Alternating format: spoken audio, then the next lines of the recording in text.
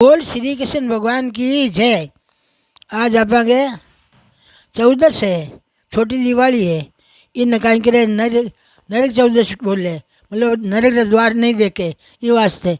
आज के दिन कहीं है कोई अकाल मृत्यु गियोड़ो है, छोटो मोटो बूढ़ा नया कोई अकाल मृत्यु गियोड़ो है, जकर नावरो जमराजा नावरो दियो जूप्या करे अपारी अकाल मृत्यु टले, बाकी जो कल्याण अपागी अकाल मृत्यु टले। तो आज शाम का दिया तो घणे चूपे जोवो, पर ओ जमराजा नावरो अलग दियो चूपेला, जमराजा नावरो अलग दियो चूपे।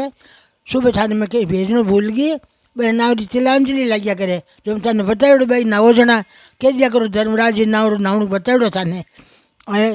आज शाम का जरूर जरूर दियो जोवे नहीं, जने एक जमराजा नावरो दियो जो न्यारो लकी जो एना हाथ जोड़जो, हे जमराजा जो मारा छोटा मोटा कोई पितर गियोड़ा है, मतलब अकाल मृत्यु मानी गति हुई जो मारा बच्चा की रक्षा करीजो, अकाल मृत्यु बचाईजो। बोल श्रीमान की जय।